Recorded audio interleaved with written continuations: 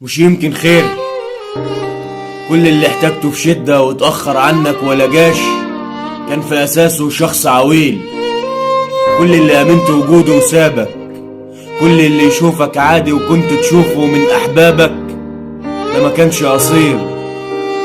اتعود ما تميلش بعودك على حد أساسا حطميل. عكز روحك على روحك وما تعملش الناس عكاز للناس في حياتك مش دايما. وان كنت يا غلبان متعشم فعشمك في الله وحده، سرك ده لنفسك خبيه، واللي يحبك ابقي عليه. ومفيش غير امك وابوك، مفيش غير امك وابوك يستاهل انك ترضيه. اللي فاتك مش حبيبك، واللي جاي ده اكيد نصيبك، واللي باقي عليك هيفضل ومش هيسيبك رغم عيبك. بلاش توجع قلبك على حاجة راحت مش راجعة، ويفيد بايه الزعل على خلق راحوا مش راجعين. كفاياك مسايسة وطبطبة مع ناس عليك مش باقيين. مفيش حاجة اسمها اعذار، اللي باقي عليك هيفضل، واللي ناوي يروح هيرحل. ما بتقفش الدنيا ماشية، شوية حزن شوية فرح، وان ضاقت اكيد هتفرج، وان حزنت اكيد هتفرح.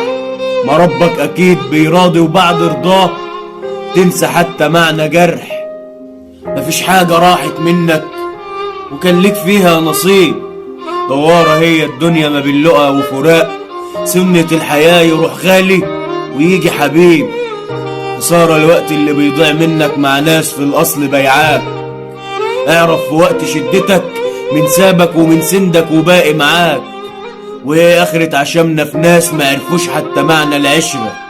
نشوفهم ناس بتشبهنا وأساسا هم دهب قشرة.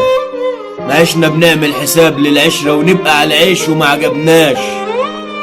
فضلنا ندادي ونطبطب ونقول جايز هتمشي المركب، فضاع العمر منا بلاش. قدمنا خير وجمايل وما طمرش، بقينا زي اللي ما عملش فما عجبناش. لكن عشمنا في الله كبير، لكن عشمنا في الله كبير، وغير الله ما يلزمناش.